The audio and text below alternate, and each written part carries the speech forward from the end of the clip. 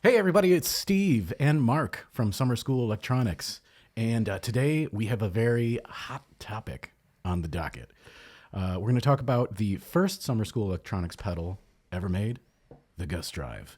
And we're going to answer the age old question: are two knobs enough? I think two knobs are enough for this pedal. What are your thoughts on two knobs on a pedal? My personal opinion is I want as many knobs and switches as I can get. I want max customization for everything. I love that. I love menu diving. I love tweaking. So, yeah, the Gus Drive, it's just a straightforward, simple little guy. The Gus Drive was built off of a Distortion Plus DoD 250 style, where they just have volume and drive are the two knobs. I never actually owned a 250. I built a clone of one that we used for some gigs, and I didn't like that. The only sound that I really liked out of it was with everything dimed. Like the volume, the drive had to be like all the way to 10. So when I started making the Gus Drive, that was the problem that I wanted to fix. And so, breadboarded it, got in there, did some stuff. And as I was playing through it, I was like, oh, you can actually do a lot more with only two knobs. From a consumer point of view, I do think people are turned off by only two knobs. I think it is very misleading that you're like, well, what else can I do? Right? Is that Yeah. What's the phrase? The knob to dollar value. Yeah. For what you're getting for it. if I'm paying that much, I should have more things. Yeah. Yeah.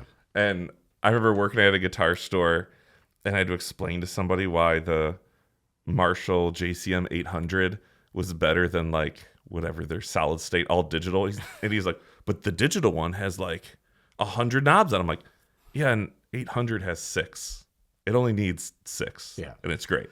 Well, I got my Boss Katana, and it can do literally everything. Yeah. But it's so much that it's overwhelming. So then I went and bought a Vox AC15. Yeah. And that's what I use now. And that's the whole thing of like, what can you can do so much with so little. And I think, because we have a lot of people who come to like pedal shows and they're like, I'm brand new to this. Like, I like it, and I thought this would be a good way to get exposed to a lot of different guitar pedals. And they're just look at like our board and everybody else's board, and there's just like so many knobs and switches and bright colors, and they're just like, I don't even know. And so for a lot of those people, like I tell them, like, Gus Drive is a great place to start.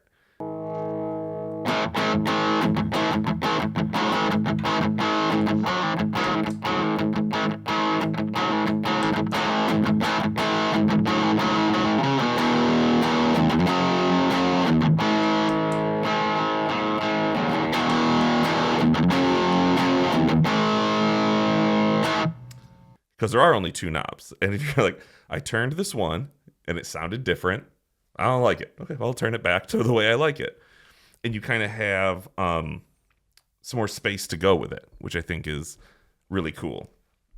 I do like, to an extent, when pedals have funny names for the knobs, but there's a limit. I think if you have like more than two knobs with funny names, I think gets confusing. The DoD 250 and the Distortion Plus tend to just have volume and drive, and it's pretty obvious. Well, this one's getting louder, and this one's getting dirtier, and you kind of know. So we labeled ours Bark and Howl. Someone said Bark and Bite, but I was like, my dog needs good press. He doesn't need bite press. We need Bark and Howl. Even if you don't know what they do, I think it kind of works because it lets you experiment more, but you're not overwhelmingly lost. Yeah. I'm not a big fan of weird names for knobs, but again, this was the first thing we made. We didn't know this was going to become a company. Yeah. So I just made one. Yeah. But it's pretty straightforward. Well, and it's what's fun about it. So like on this one, Bark is the knob on the left. That's your volume, and Howl is on the right. That's your drive. Really is like, if you think about it like a tube amp, your drive is your pre-gain. That's what you're sending into the circuit, and the volume's what's coming out. Because it's built that way, as I was playing with it, you can actually get a bunch of different sounds only having this, where if you take the Howl and like turn it down low, but push the bark. So you're keeping your input signal low, but you're maxing the output signal. It makes it a great boost because you're not hitting the clipping diodes. You're not making them clip the signal. You're getting a clean signal that's really, really loud. And because you're doing it, I was like, oh, this doesn't have to be a drive pedal. It can be a boost pedal. And as you start to increase the howl, which is your drive knob, it can get to the overdrive. So it's very, very responsive the higher you turn it. yeah. So, however, as it gets grittier and grittier, you probably should back off the output volume, as you would with anything, like a mixer, a tube amp. If you're cranking the input to keep it at the reasonable volume, you have to adjust the output to it, right? Yeah. So, but even if you don't know which is which, you can just turn the two knobs to find like, oh, that's the sound I wanted to come out of it. Simple enough. Let's show the versatility of this knob here. Oh, just keep playing. You do the thing. You play. Uh, All right, we're gonna start low. You get that little overdrive bite there. Keep going up. Getting there. 1 o'clock.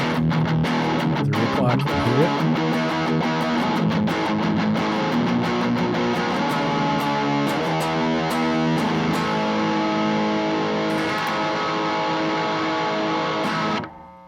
That's a lot of sound in one knob. two knobs. 'Cause two Well, knobs, I mean that one specific knob. two knobs are enough. All right, fine. Two knobs are fine. Usually, the way I play is a very clean amp, and I just dime it. That's so like when we're doing shows. When I was in Brooklyn, someone's playing the Gus, and I'm like, oh, it's a distortion pedal. It's not really doing much. I just crank the knob, Yeah. and they're like, oh, there Yeah. it is. Like, yeah, it's very responsive. And that's you try to give it all this range, and then it's like my favorite setting is just push it all the way, Yeah, and yeah. it's great. I would say that despite my love of absurd amounts of settings, the Gus Drive, I mean, I use that on bass for our cover band before the Gus Plus. Then I used the Gus Plus, and it really just, it's good. It's good at what it does. So that's what's important. Yeah. It's not the knobs. It's how you use them. It's not the amount of knobs. It's how you use them. It's all the knobs we turned along the way. That's really Yes. Gus Drive. I tend to use as my high gain distortion for when I play guitar, and It really does get high gainy too. When, Oh, when, yeah. when it's up there, like you don't really think of the DoD 250 as a like crazy distortion, but this thing it cranks. I remember, like, I would go to guitar stores for years and look at all the pedals, and I always remember seeing Distortion Plus, and it was like yellow two knobs, and I was like, what am I gonna? There's no tone. What am I gonna do with two knobs? Like, even then, I remember just being like, I need more, and it wasn't till I started building pedals, and it's a great circuit if you're ever learning how to do circuit building and get into it. It's not overly complicated. It's a great one to learn with, and I was getting into that, and then I'm like, oh, wait, two knobs does work. And I was like, oh, that makes sense. My other favorite setting is to take a Gus Plus and run it with a Gladys, in that depending on the order, you can get two very different sounds, because Gladys we'll get into it, as our blues breaker low to medium gain. So it would just up the signal that's going into the high gain, or if you were to reverse it, it works as a good like preamp that the Gus Drive is going into. So it is super, super fun.